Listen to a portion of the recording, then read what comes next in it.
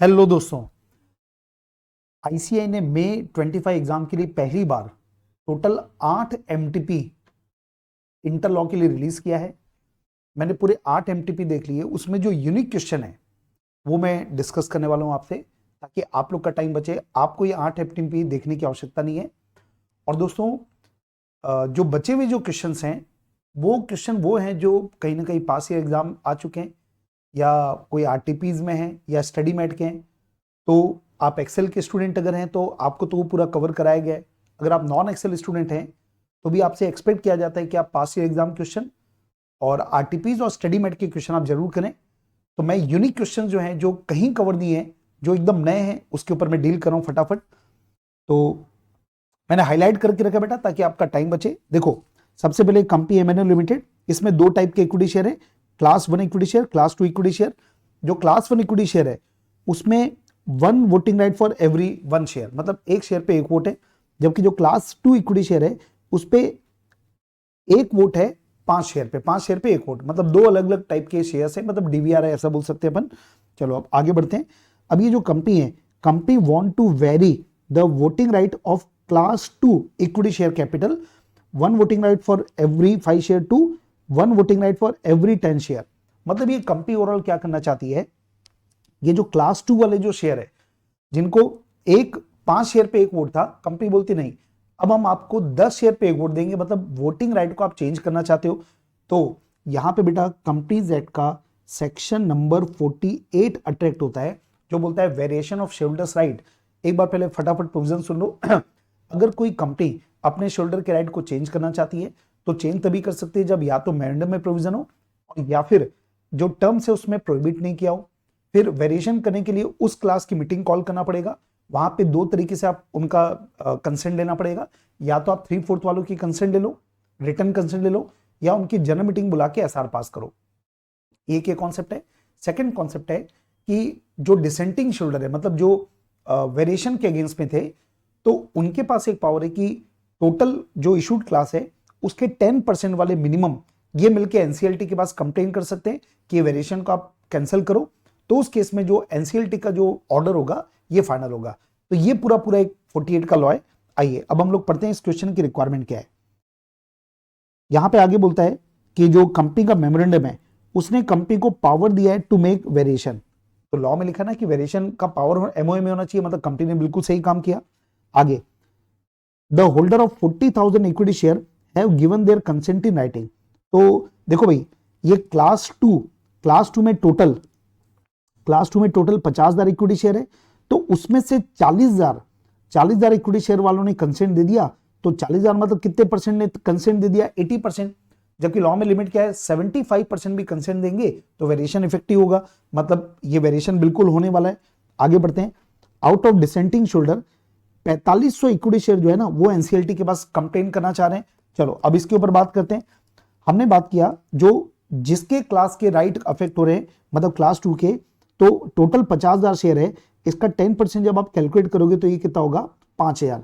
तो कम से कम 5,000 शेयर वालों को अप्लाई करना था एनसीएलटी को। यहां तो केवल 4500 करने हैं। मतलब ये एनसीएलटी को जो आप कंप्लेन कर रहे हो, एप्लीकेशन दे रहे हो, ये एप्लीकेशन वैलिड नहीं होगा। एनसीएलटी आपको वापस रवाना कर देगा। क्या बोलेगा एनसीएलटी कि 10% होना चाहिए, आपके पास 4500 है तो आप एप्लीकेशन नहीं दे सकते। अब यहां पे दो चीज पूछ रहा है। पहला बोला है क्या शेयरहोल्डर्स के राइट को चेंज कर सकते हैं? आंसर आ गया यस, क्योंकि 75% से ज्यादा लोग तैयार हो रहे हैं। और दूसरा, क्या डिसेंटिंग शेयरहोल्डर एनसीएलटी को अप्लाई कर सकते हैं? इसका आंसर हो गया नो, क्योंकि 10% से लोग कम है। चलिए आगे बढ़ रहे हैं। नेक्स्ट क्वेश्चन नंबर 2 ये है मिस्टर कौशल। ये एक चार्टर्ड अकाउंटेंट और एमबीए है। इसको कंपनी ने एग्जीक्यूटिव डायरेक्टर अपॉइंट किया और उसका जॉब प्रोफाइल है कंपनी के बीओडी को एडवाइस करना on various compliance matter, strategy, business plan और रिस्क मैटर। मतलब कुल मिला के एक चार्टर्ड अकाउंटेंट है, उसको एमबीए भी है साथ में, वो उसको बीओडी ने एग्जीक्यूटिव डायरेक्टर अपॉइंट कर दिया और वो जो है ना वो बीओडी को अलग अलग मैटर पे अपनी एडवाइस करता है। ठीक है जी, कौन से मैटर पे? बिजनेस प्लानिंग, स्ट्रेटेजी, ये सब में। आगे आपको पूछ रहा है कि क्या ये जो कौशल है उसको प्रमोटर माना जाएगा? अब प्रमोटर को डेफिनेशन दिया गया सेक्शन 269 में। प्रमोटर का मतलब वो होता है एक ऐसा व्यक्ति जिसको प्रोस्पेक्टस में प्रमोटर के रूप में बताया गया है, या जिसको एनुअल रिटर्न में आपने उसको एज अ प्रमोटर बताया। सेकंड नंबर, एक ऐसा व्यक्ति जो पूरे कंपनी के अफेयर को कंट्रोल करे, चाहे तो शेयर होल्डर की वजह से या डायरेक्टर की वजह से पूरे कंपनी को कंट्रोल करे, वो प्रमोटर होता है। और तीसरा, एक ऐसा व्यक्ति भी प्रमोटर होता है जिसके इंस्ट्रक्शन के हिसाब से बीओडी काम करती है, जिनके एडवाइस के हिसाब से बीओडी काम करती है।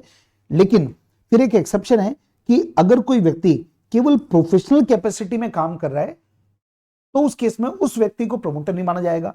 तो यहां पर आप देखो, ये तो चार्टर्ड अकाउंटेंट है ना, तो ये तो प्रोफेशनल है, वो बीओडी को प्रोफेशनल कैपेसिटी में एडवाइस कर रहा है, तो उस केस में जो मिस्टर कौशल जो कि चार्टर्ड अकाउंटेंट है, he will not be treated as promoter. तो आपको ये पूछा था प्रमोटर है कि नहीं, तो आंसर है नो। चलिए, और ये आखिरी क्वेश्चन, केवल 3 क्वेश्चन है मेरे पोर्शन में जो एकदम यूनिक है, और जो दूसरा पार्ट है लवी सर का वो भी आपको बहुत जल्दी मिल जाएगा। चलिए अब क्वेश्चन नंबर 3 पढ़ते हैं जो थोड़ा अलग है। एक कंपनी ने इक्विटी शेयर इश्यू किया 5 करोड़ के, टोटल 5 लाख की इक्विटी शेयर है, एक शेयर 100 रुपए का, इस तरीके से टोटल 5 करोड़ रुपए की कंपनी ने इक्विटी शेयर इश्यू किए। ये फुल्ली सब्सक्राइब हो गए और ये पार्टली पेड पे 50 रुपए, मतलब 100 रुपए में से अभी कंपनी ने 50 रुपए मंगाए। ठीक है, कंपनी ने कॉल किया, सारे सब्सक्राइबर ने 30 रुपए का कॉल कंपनी ने किया। एक जो मिस्टर जीएच है जो सब्सक्राइबर था, जिसके बाद 10,000 शेयर था, paid all the money due on the share, उसने पूरा पेमेंट कर दिया इन एडवांस। मतलब कंपनी ने मंगाया 30 रुपए, लेकिन उसने क्या दे दिया, पूरा दे दिया, मतलब पूरे के पूरे 100 रुपए दे दिए। तो कॉल से एडवांस है। तो एक बात तो समझ आ रहा है, ये कॉन्सेप्ट जो है ना, ये किसके बारे में आ गया, कॉल से एडवांस। चलो अब एक बार मैं रुक के थोड़ा सा कॉल से एडवांस के बारे में बता दूं आपको। कॉल से एडवांस के बारे में सेक्शन 50 में प्रोविजन है कि एक कंपनी कॉल से एडवांस ले सकती है अगर कंपनी के आर्टिकल में ऑथराइजेशन है, तभी ले सकती है, अदरवाइज नहीं ले सकती। ठीक है, आगे बढ़ते हैं। बाद में मिस्टर जीएच क्लेम इंटरेस्ट, अभी जो शेयर होल्डर है वो इंटरेस्ट क्लेम कर रहा है, और साथ में and also dividend in respect of advance money paid. मतलब ये जो शेयर होल्डर है ना, ये कंपनी को ये बोलता है कि भैया मेरे को आप 2 चीज दो, एक तो मेरे को इंटरेस्ट भी दो, दूसरा मेरे को डिविडेंड भी पे करो। अब देखो, लॉ में तो कुछ लिखा नहीं है, लॉ में 2 बातें लिखी है। एक, कॉल से एडवांस पे इंटरेस्ट दिया जा सकता है अगर आर्टिकल में ऑथराइजेशन है तो हमको तो लिखा नहीं आर्टिकल में है कि नहीं है, तो हमारा आंसर क्या होगा, अगर आर्टिकल में ऑथराइजेशन है तो इंटरेस्ट दे सकते, नहीं तो नहीं दे सकते। अब बात करते हैं डिविडेंड के बारे में। तो डिविडेंड के बारे में लॉ में ये प्रोविजन है कि एक कंपनी चाहे तो अपने आर्टिकल में प्रोविजन कर सकती है कि हम डिविडेंड पेड अप कैपिटल के हिसाब से देंगे। Dividend will be paid on in proportion to paid up capital. मतलब वैसे तो कंपनी को डिविडेंड पे करना पड़ता है ऑन फेस वैल्यू, लेकिन कंपनी चाहे तो आर्टिकल में लिख सकती है कि dividend will be paid on in proportion to paid up capital, तो ये वैलिड होगा। अब यहां पे आंसर आईसीए में मेरे को थोड़ी प्रॉब्लम लग रही है भाई। अब ये जो एडवांस मिला है, ये जो एडवांस जो पैसा मिला है, वो पेड अप कैपिटल का पार्ट नहीं बनता। कंपनी ने भी 50 रुपए मंगाए और किसी मेंबर ने पूरा 100 रुपए भेज दिया, तो जो 50 रुपए कंपनी ने कॉल किया, पेड अप कैपिटल 50 रुपए ही कहलाएगा। वो जो एक्स्ट्रा 50 रुपए है वो कैपिटल अकाउंट में नहीं जाता, वो कॉल से एडवांस अकाउंट में जाता है, तो वो पेड अप कैपिटल का पार्ट नहीं बनता। तो यहां पर मेरे हिसाब से आंसर क्या होगा कि जो डिविडेंड है वो कंपनी पेड अप कैपिटल के हिसाब से दे सकती है, लेकिन कॉल से एडवांस पे अलग से डिविडेंड पे नहीं किया जा सकता। तो ये जो जीएच है ना, वो इंटरेस्ट क्लेम करे तो इंटरेस्ट मिल सकता है अगर आर्टिकल में लिखा होगा, पर डिविडेंड तो कॉल से एडवांस पे कभी नहीं मिल सकता। आगे क्या है, इसका क्लेम जस्टिफिएबल है, तो मैंने आपको बता दिया आंसर। चलो आगे बढ़ते हैं। एक और शेयर होल्डर मिस्टर एलके, उसके पास 15,000 शेयर है, उसने फर्स्ट कॉल पे नहीं किया, कंपनी ने जो भी फर्स्ट कॉल मंगाया होगा ये पे नहीं किया। So the director called upon him to pay entire amount due on him. तो डायरेक्टर ने गुस्से में क्या बोला, भैया तूने फर्स्ट कॉल नहीं पे किया ना, चल अब तो तेरे को पूरा पैसा देना पड़ेगा, मतलब सेकंड कॉल का भी पैसा तू अभी दे दे। अब एक बात समझिएगा, हमारे लॉ में प्रोविजन है कि अगर एक कंपनी, कोई भी कंपनी जो कॉल करती है ना मेंबर से, वो यूनिफॉर्म बेसिस पे होना चाहिए। मतलब एक क्लास के लोगों से समान अमाउंट कॉल करो। आप ऐसा नहीं कर सकते कि किसी को बोले कि भैया तू पूरा पैसा दे, किसी को बोले तू फर्स्ट कॉल भेजे। तो यहां पे जो डायरेक्टर कर रहा है ना, वो बिल्कुल गलत है।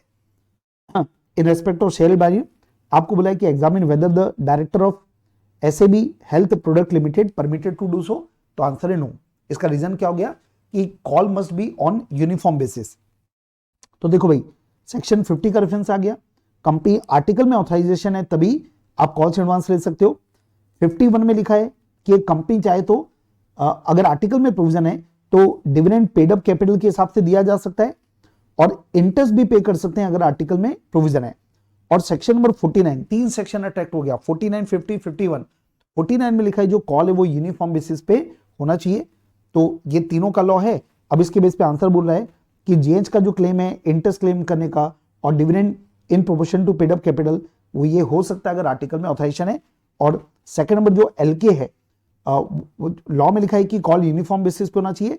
एक कॉल कुछ लोगों से आप नहीं मंगा सकते जब तक वो सेपरेट क्लास नहीं हो। तो यहां जो बीओडी एलके से जो पूरा पैसा मंगवा रहा है ये वैलिड नहीं है और इट इज नॉट परमिसिबल। और ये वाला जो पोर्शन है ना, जो मैंने आपको बताया था कि dividend in proportion to paid up capital तो होता है, ये तो लॉ में प्रोविजन है, पर वो मेंबर गलत क्यों है? क्योंकि मेंबर क्या बोला है कि मेरे को एडवांस के ऊपर पैसा दो, जो कि गलत है। तो दोस्तों इस तरीके से एमटीपी की कंप्लीट सीरीज जो आपके लिए स्पेशली आई है, और ये पहली बार जब आईसीआई ने टोटल 9 एमटीपी निकाला है। और मैं यहाँ पे आपके लिए क्या कर रहा हूं कि मुझे मालूम है कि बेटा आपके पास टाइम कम है, आप जितना प्रोविजन है वही पढ़ लो तो बहुत है। तो आपको ये बिल्कुल कोई भी एमटीपी देखने की जरूरत नहीं है, जो ये निचोड़ निकाल के हम दे रहे हैं, बस उतने क्वेश्चन पढ़ लो। ठीक है, wish you all the best, thank you. दोस्तों इस वीडियो में हम लोग मई 25 एग्जाम के पहले सीए इंटरमीडिएट लॉ में जो 8 मॉडल टेस्ट पेपर्स है उसके यूनिक क्वेश्चंस जो हमारी बुक में कवर्ड नहीं हुए वो डिस्कस करने वाले हैं। I am starting with paper number 3 का क्वेश्चन नंबर 1B। ये क्वेश्चन सेक्शन 128 से रिलेटेड है बेटा, साथ में डिस्कस करते हैं। बीबीक्यू लिमिटेड नाम की कंपनी है जिसका रजिस्टर्ड ऑफिस हैदराबाद में है और उसकी 2 ब्रांच है, एक दिल्ली में एक लंदन में। सारी ब्रांच के ट्रांजैक्शंस और उसके बुक्स ऑफ अकाउंट ब्रांचेस में मेंटेन होते हैं। जो दिल्ली ब्रांच है वो अपने समराइज रिटर्न्स मंथली बेसिस पे भेजती है और जो लंदन ब्रांच है वो अपने समराइज रिटर्न्स क्वार्टरली बेसिस पे भेजती है। अब इस कंपनी के ऑडिटर है मिस्टर नवीन, उन्होंने ऑब्जेक्शन उठाया कि ब्रांच को अपने बुक्स ऑफ अकाउंट ब्रांच में नहीं मेंटेन करना चाहिए, उसको तो रजिस्टर्ड ऑफिस में मेंटेन करना चाहिए। और एक और ऑब्जेक्शन उसने उठाया कि जो लंदन ब्रांच है वो अपने समराइज रिटर्न्स क्वार्टरली बेसिस पे क्यों भेज रही है, उसको तो मंथली बेसिस पे भेजना चाहिए था। ये हो गए फैक्ट्स। हमसे क्वेश्चन क्या पूछ रहा है उस पर ध्यान दीजिएगा, ये बहुत इंपॉर्टेंट होता है। You are required to analyse and decide the validity of both objections of mister Naveen. वो जो नवीन बोल रहा है ना कि ब्रांच के बुक्स ब्रांच में क्यों है, ये पहला क्वेश्चन। और जो क्वार्टरली रिटर्न्स क्यों है, मंथली क्यों नहीं है। You are required to analyse the and decide the validity of both the objections of mister Naveen relating to place of maintaining books of account. तो कंपनी को बुक्स ऑफ अकाउंट कहाँ maintain करना चाहिए, इससे रिलेटेड बात बताना है। And sending summarise returns there of to the registered office by the branch. तो ब्रांच के समराइज रिटर्न से रिलेटेड लॉ बताओ। तो बेटा सजेस्टेड आंसर में पहले हमको ये बताना है कि कंपनी को अपने books of account registered office में मेंटेन करना चाहिए, और अगर रजिस्टर्ड ऑफिस के अलावा कहीं और मेंटेन कर रहे हैं तो बोर्ड ऑफ डायरेक्टर की मीटिंग होनी चाहिए। उस मीटिंग के बाद 7 दिन के अंदर रजिस्ट्रार को फॉर्म नंबर AOC 5 फाइल करना चाहिए और उन सारी जगह जो बुक्स ऑफ अकाउंट मेंटेन्ड है इंडिया में उसकी एड्रेस बतानी चाहिए। ये पहले 128 का बेसिक लॉ हो गया। दूसरी बात हमको इसमें रेस करना पड़ेगा कि books of account BBQ limited की हैदराबाद में मेंटेन होनी चाहिए, बट जहां तक ब्रांच की बात है तो ब्रांच की बुक्स ऑफ अकाउंट ब्रांच में मेंटेन हो सकती है और हमको रजिस्ट्रार को उस जगह का एड्रेस बताना पड़ेगा।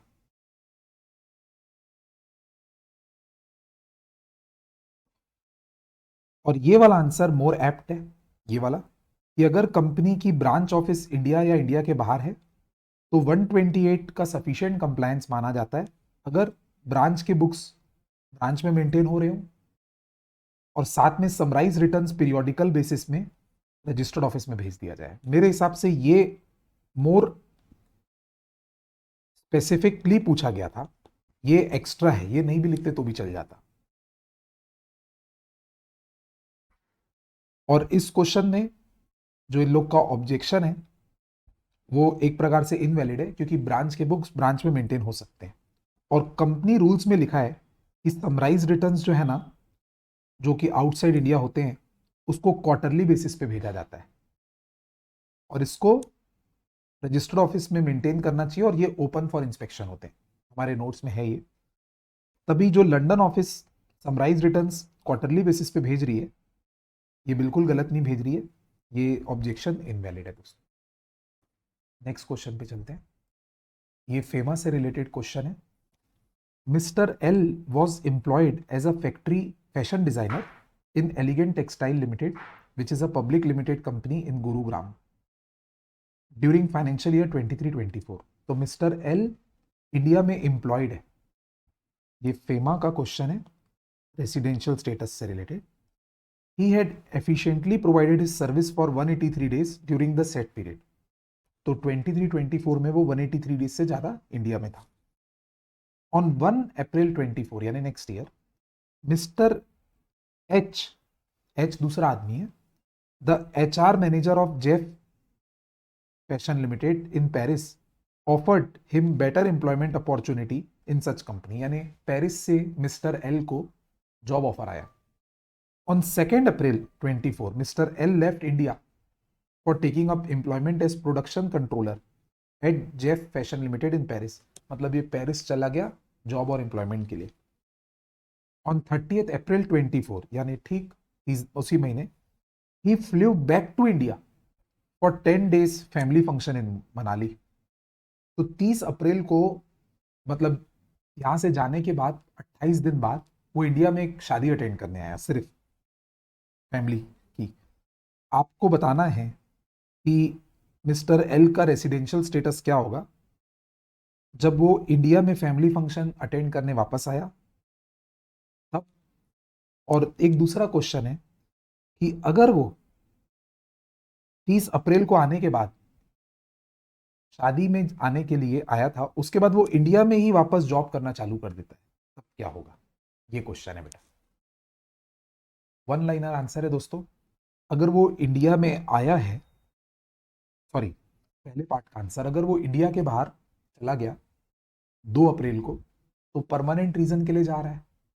भले ये पिछले साल पर्सन रेसिडेंट इन इंडिया था, मानता हूं 183 डेज से ज्यादा ठहरा था, बट वो अगर अभी फ्लाई करके इंडिया के बाहर परमानेंट रीजन के लिए जा रहा है, तो उसको फिर पर्सन रेसिडेंट आउटसाइड इंडिया मानेंगे। और वो 10 दिन के लिए जो इंडिया आया है ना, सॉरी हाँ, मतलब 30 अप्रैल को जो इंडिया आया है, तो इंडिया आया भी है तो टेम्पररी रीजन के लिए आया है ना, शादी अटेंड करने के लिए आया है, तो स्टिल वो पर्सन रेसिडेंट आउटसाइड इंडिया ही होगा। ये फर्स्ट पार्ट का आंसर है। हाँ, परंतु अगर वो 30 अप्रैल को जो इंडिया आया है, वो अगर इंडिया में जॉब और एम्प्लॉयमेंट के लिए आ जाता, तो उस केस में वो 30 अप्रैल से पर्सन रेसिडेंट इन इंडिया मान लिया जाता। तो फाइनल आंसर, 2 अप्रैल को जो फ्लाई किया वो परमानेंट रीजन से, उसी पल वो PROI बन गया। फिर 30 अप्रैल को जो वापस आया, अगर वो सिर्फ शादी अटेंड करने के लिए आया है तो वो स्टिल PROI ही है। और अगर वो 30 अप्रैल को वापस जो आया है वो इंडिया में जॉब एम्प्लॉयमेंट के लिए आया है, तो वो पर्सन रेसिडेंट इन इंडिया बन जाता। तो all depends on why he has gone outside India, why he has come into India. The purpose is more important. अब ये अगला question 2C general clause act से रिलेटेड है, साथ में पढ़ते हैं। कूल प्राइवेट लिमिटेड कंपनी का बोर्ड ऑफ डायरेक्टर ने रिजोल्यूशन पास करके ऑथोराइज किया मिस्टर शरद को, जो कि कंपनी के CEO है, कि वो 2 एम्प्लॉइज को अपॉइंट कर सकते हैं प्रोक्योरमेंट डिपार्टमेंट में। यानी BOD ने CEO को ऑथराइज किया कि वो प्रोक्योरमेंट डिपार्टमेंट में 2 एम्प्लॉइज को अपॉइंट कर सकते हैं। इस प्रकार उन्होंने, मिस्टर शरद CEO ने सुरेश और हेमंत को अपॉइंट किया। हाउएवर आफ्टर 1 मंथ, 1 महीने बाद, शरद जो हैं वो अनसेटिस्फैक्ट्री परफॉर्मेंस देखे दोनों लड़कों में, दोनों इंप्लॉइज में, तो उन्होंने डिसमिसल ऑर्डर इशू कर दिया दोनों इंप्लॉइज के लिए और रीजन बता दिया कि आपके काम का परफॉर्मेंस हमको सही नहीं लग रहा है। तो जो उसमें से एक एम्प्लॉय था सुरेश, उसने कोर्ट में इसके खिलाफ अपील फाइल की, कंटेस्ट किया और आर्ग्यू ये किया कि सिर्फ बोर्ड के पास पावर है उनको निकालने का, और उसका यह भी कहना था कि बोर्ड ने सिर्फ शरद को यानी सीईओ को अपॉइंट करने का पावर दिया था, डिसमिस करने का पावर थोड़ी ना दिया था। इसलिए जो मिस्टर शरद ने डिसमिस किया ये गलत है। तो हमको बताना है कि क्या शरद के पास यानी सीईओ के पास रिमूव करने का पावर था कि नहीं। तो ये क्वेश्चन दोस्तों हमारे जनरल क्लॉज एक्ट के सेक्शन 16 से रिलेटेड है, जिसमें हम पढ़ते थे power to appoint includes power to remove और डिसमिस ऑल्सो। तो the authority having for the time being the power to make appointment shall also have the power to suspend और डिसमिस एनी पर्सन अपॉइंटेड। तो इस case में शरद के पास appointment करने का power है, सीईओ के पास तो रिमूव करने का भी पावर माना जाएगा। नेक्स्ट क्वेश्चन दोस्तों जनरल क्लॉज एक्ट से रिलेटेड है। क्वेश्चन 4B वही उसी model mock test paper number 3 का। A dispute among the partners of LLP jeopardized the stability of the business। jeopardize का मतलब है समझ लो impacted, नेगेटिव इम्पैक्ट बोलते हैं ना वो। तो एक फर्म में पार्टनर्स के बीच में डिस्प्यूट हो गया, उससे फर्म की स्टेबिलिटी डिस्टर्ब हो गई। Out of the two partners one due to the quarrel left the LLP. दो ही पार्टनर थे, झगड़े की वजह से एक ने एलएलपी छोड़ दी। The other partner alone continued the business of LLP, अकेला चला रहा था। You are being an expert in law requested to explain the provisions of LLP being operated with single partner. तो एक पार्टनर के साथ कंटिन्यू करने में क्या रिस्क है। तो हम तो जानते हैं दोस्तों कि अगर नंबर ऑफ पार्टनर मिनिमम से कम हो जाता है तो 6 महीने तक कोई दिक्कत नहीं है। 6 महीने के बाद ऐसा होगा कि उसके बाद की जो लाइबिलिटीज है उसके लिए पार्टनर पर्सनली लायबल होना चालू हो जाएगा। इसलिए 6 महीने के अंदर इनको दूसरा पार्टनर ढूंढ लेना चाहिए या तो वाइंडिंग अप कर देना चाहिए एलएलपी का। ये प्रोविजन अपने को समझाना है और बोलना है कि ये हमारी कंसिडर कीजिए ये सजेशन को। तो ये रहा आंसर बेटा इसका। हर एलएलपी में 2 पार्टनर होने चाहिए, बट अगर 2 से कम हो जाते हैं और 6 महीने से ज़्यादा ऐसे बिजनेस चलता है तो जो पर्सन ओनली पार्टनर रहेगा एलएलपी में उसको 6 महीने बाद लायबल होना पड़ेगा पर्सनली पूरे के पूरे एलएलपी की ऑब्लिगेशंस के लिए। तभी इस लोन पार्टनर को कंसिडर करना चाहिए कि वो सिंगल के रूप में नहीं चलाए, दूसरे पार्टनर को ज्वाइन करवा दे। नेक्स्ट क्वेश्चन पेपर नंबर 4 का question number 1B dividend topic से रिलेटेड है। आइए जल्दी से क्वेश्चन पढ़ते हैं, थोड़ा बड़ा आंसर है इसका।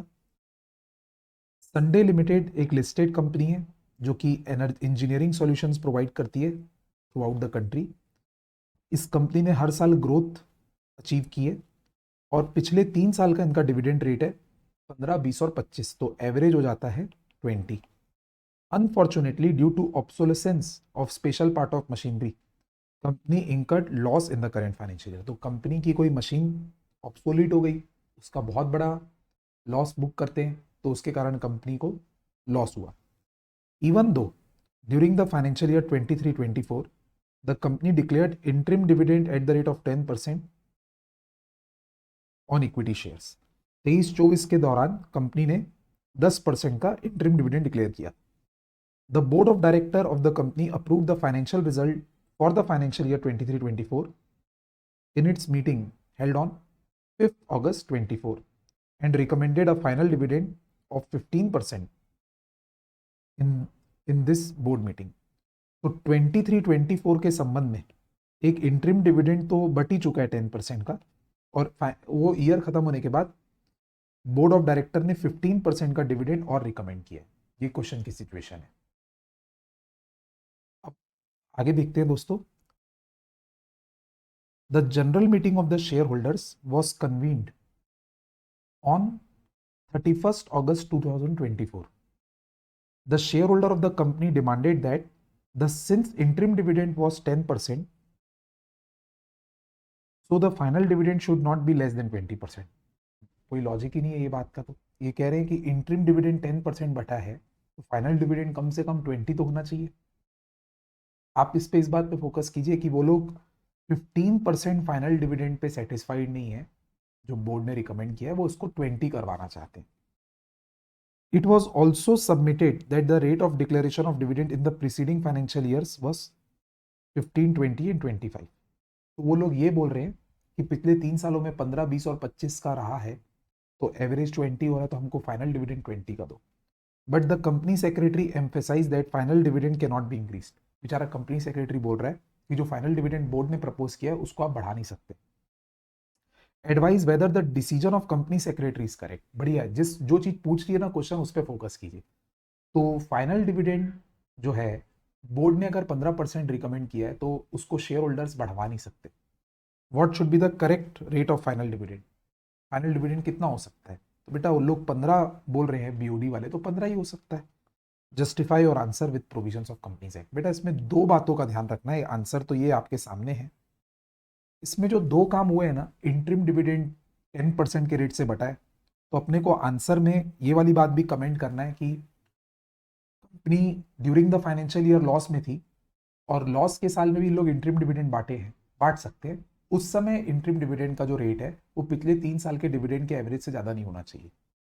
तो एवरेज 20 था और इंटरिम डिविडेंड का रेट तो 10% था, तो इंटरिम डिविडेंड वैलिड है। एक इस बात पे हम लोग कमेंट करेंगे। दूसरा इस बात पे कमेंट करेंगे कि जो फाइनल डिविडेंड बोर्ड ने डिक्लेयर किया है, प्रपोज किया 15%, जिसको शेयर होल्डर 20 करना चाहते हैं, वो 20 नहीं हो सकता, 15 ठीक है। तो इंटरिम डिविडेंड 10 और final dividend 15 is absolutely fine.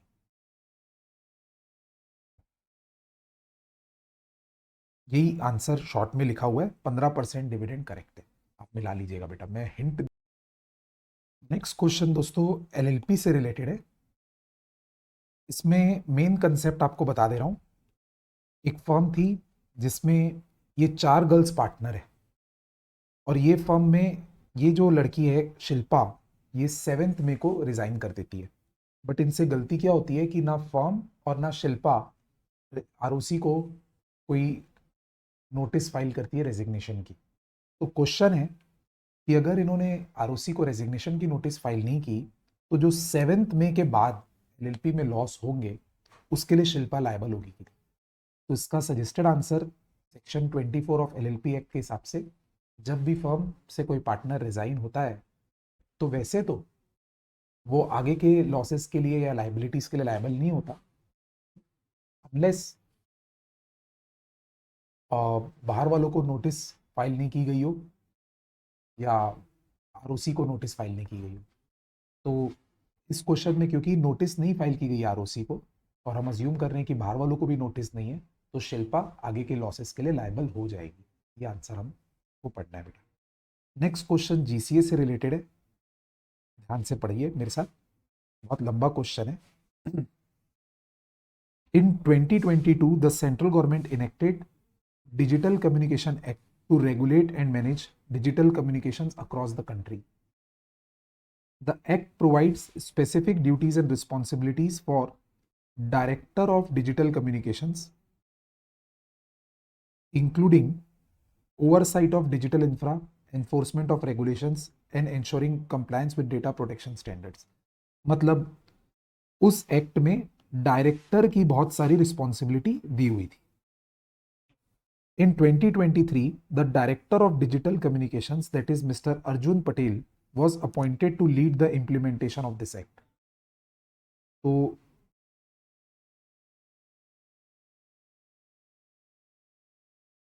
Mister Arjun Patel को अपॉइंट किया गया था इस एक्ट को इंप्लीमेंट करने के लिए। However in 2024 January mister Patel took a medical leave absence of for 6 months। वो 6 महीने के लिए बीमार थे, तो छुट्टी लेके चले गए। During his absence miss Priya Sharma, the deputy director of digital communication, was lawfully assigned to perform the duties of director। तो यहाँ पे डेप्यूटी या सबॉर्डिनेट काम करने पे लग गया। While Mr. Patel was on leave, मतलब जब छुट्टी पे थे पटेल जी, A major data breach incident occurred involving significant violation of Digital Communication Act. तो उनकी छुट्टी के दौरान डेटा ब्रीच का इंसिडेंट हुआ विच इज अनलॉफुल एक्चुअली.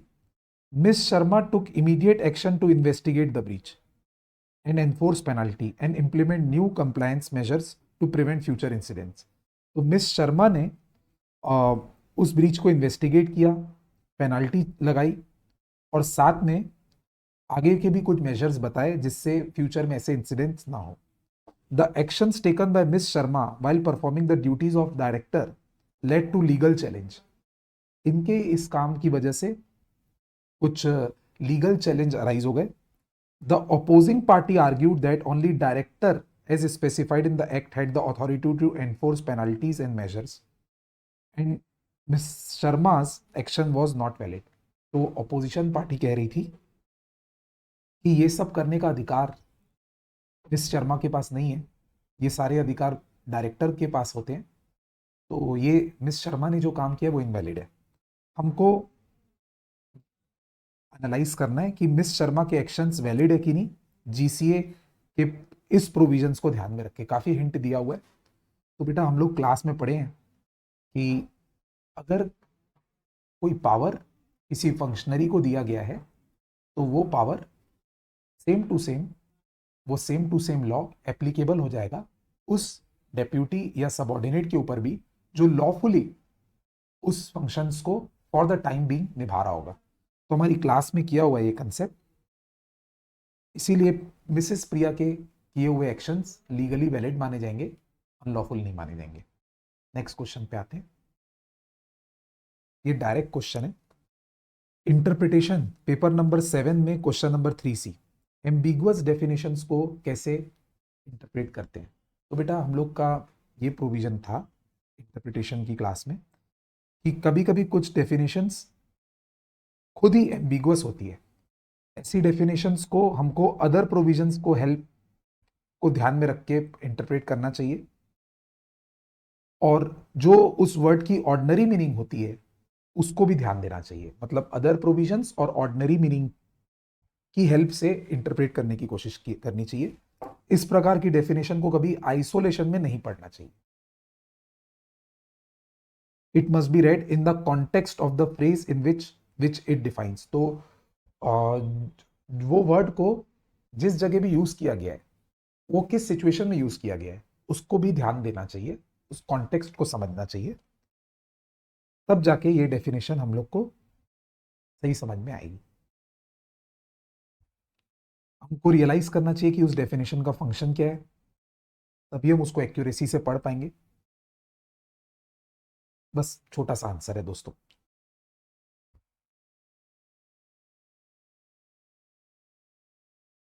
वैसे ही एक और डेफिनेशन पूछी गई है. ऐसी डेफिनेशंस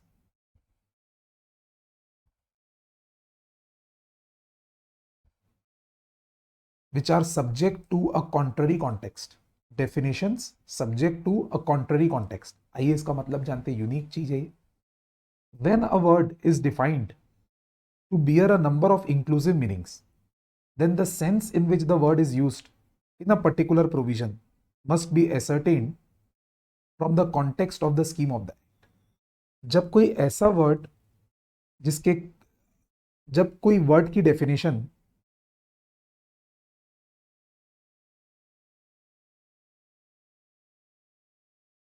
जब कोई वर्ड की डेफिनेशन पढ़ के ऐसे लगे कि उसकी कई मीनिंग्स निकल सकती है, तो उस वर्ड को किस सेंस में यूज किया गया है एक पर्टिकुलर प्रोविजन में, उसको हमको एसर्टेन करना चाहिए. और इसके लिए हमको एक्ट का कॉन्टेक्स्ट समझना पड़ेगा, साथ में प्रोविजन की लैंग्वेज समझनी पड़ेगी, साथ में ऑब्जेक्ट क्या है वो जानना पड़ेगा. तब जाके हम ऐसे वर्ड जिसके कई इंक्लूसिव मीनिंग निकल रहे हैं उसमें सही मीनिंग समझ पाएंगे. ये थोड़ा सा ट्रिकी क्वेश्चन है, तभी मैं इसको इसमें कवर किया हूं. 5C भी एक नया क्वेश्चन है. ABC limited operates a factory which is near a river As per recent Central Act, factories must be located at least 5 kilometers away from the river. A dispute arises when environmental agency claims that ABC Limited's factory is 4.5 kilometers away from river, while ABC Limited says that it is 5.3 kilometers away from the river. If it is measured along with winding path leading to the river. हमको बताना है कि distance कैसे major करते हैं. तो बेटा straight line in a horizontal plane, यही कंसेप्ट था अगर आपको याद हो. तो the measurement in the measurement of distance, the distance shall be measured in a straight line or horizontal plane. और अब ये फैक्ट के ऊपर डिपेंड करेगा.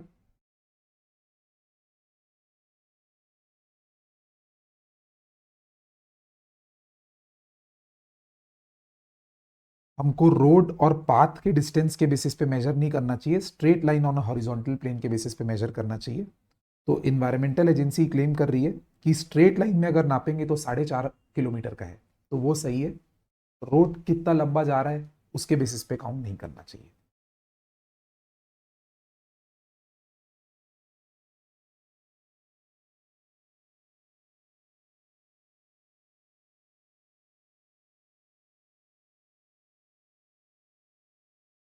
दोस्तों 3 क्वेश्चन और इसमें डाला हुआ हूं मैं. बहुत बेसिक क्वेश्चंस हैं, हमारे पढ़ाए हुए क्लास के किए हुए हैं. उसके ये क्वेश्चंस पेपर नंबर 8 के 3 क्वेश्चन हैं, एक 1C, एक 5A और एक 5B. ये क्वेश्चन है दोस्तों आपके सामने, आप चाहें तो यहीं से देख सकते हैं. ये क्वेश्चन से पॉज करके देख सकते हैं बेटा, और ये उसके आंसर है दोस्तों, ये भी पॉज करके देख सकते हैं आप. ये 1C का आंसर है, ये 1C का आंसर है, और ये 5A का आंसर है, और ये 5B का आंसर है. आराम से समझ में आएंगे दोस्तों. मैं वीडियो को यहाँ रोकूंगा और आपके टेलीग्राम ग्रुप में इस दोनों PDF को मैं साथ में डाल रहा हूँ दोस्तों. तो 12 में से 9 क्वेश्चंस मैं डिस्कस कर दिया हूँ. 3 बहुत इजी बेसिक क्वेश्चंस हैं, खुद से कवर करना है दोस्तों. Good luck, see you.